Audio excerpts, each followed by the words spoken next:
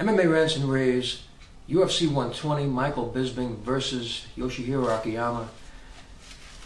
Well, you know, some guys, this fight particularly was what people expected from Michael Bisping. You know, Bisping, very good technical striker, stand-up, good footwork. He's quick, and he basically mixed it up really well with his punches. He's just really good standing up, and of course, he has one of the best takedown defenses in the middleweight division. I think a guy who's really difficult to take down. He's really worked on that. He's also a good wrestler, and you don't really see a lot of good wrestlers coming out of the UK, and he really is. But he prefers to stand up and use the takedown defense rather than be the wrestler, especially against a guy who's very good, you know, with his judo, and that's just like wrestling, you know, taking a guy down and doing what you got to do when you get the guy down. So he knew what he had to do against Akiyama, and he was basically trying to expose him at his weak points, you know, trying to force the fight standing up. He knew he had an advantage standing up, and that's what he was trying to do the entire fight. Great game plan by Michael Bisping. And then, of course, you know, Michael Bisping's kryptonite, although he's a really good fighter, you know, he has to protect that left side, and he has this habit, he just continues to move left. And when you're fighting against a right-handed fighter with a lot of knockout power, that's a recipe for disaster. You have your head erect and moving left. I mean, you're just basically going to get hit. And it's happened many times already. It happened against Henderson, which he paid the price dearly. And then, of course, against Kang, he was able to absorb it. Another thing about Michael Bisping, good chin. You know, he takes a lot of shots. And then he got caught by Akiyama. Akiyama knew this. He said, look, you know, he keeps on getting hit there, and I'm going to aim for that. So it was a good strategy by Akiyama. It seemed to work very early in the first round, but Bisping recovered, as he did against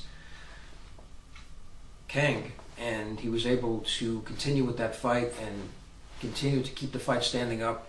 Now, what I did understand in this fight was Akiyama's strategy. Although he hit it in the first round, he wasn't able to continue and expose Bisping enough to get him again. So I think he should have gone more to wrestling, although Bisping's takedown defense is really good. You know, he's really good with judo, which is a form of wrestling. And I didn't understand why he didn't try to get more takedowns, because, you know, to basically just stand up with Michael Bisping, I don't see how Akiyama could have had a chance. I mean, Bisping is just a superior striker. He's better standing up, he has better footwork, and most importantly, guys, he has better cardio. The thing about Bisping is he just looks really good later in rounds. He doesn't get tired. He seems to get stronger later on. When you get deep into a fight with Michael Bisping, you know, he's going to have the advantage. I mean, he has really, really good cardio. And of course, Akiyama, his cardio has been his weakness. You know, he kind of gasses later on in the fight. And that's what was happening in this fight as well. If you look in the third round, he started slowing down. There was a lot less pep in his punches.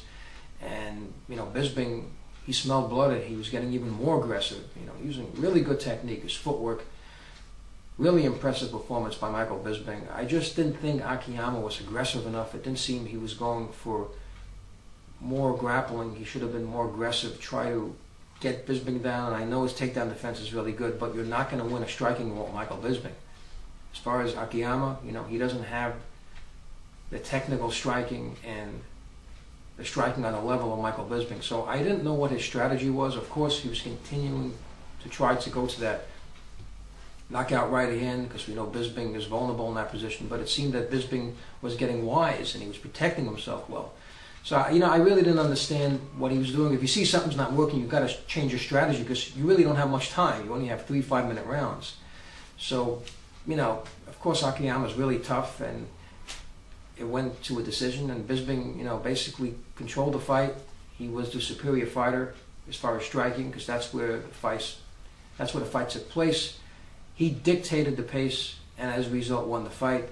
And I think it was a really good fight. It was exciting to watch.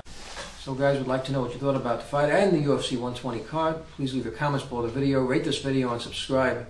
And thank you for tuning in.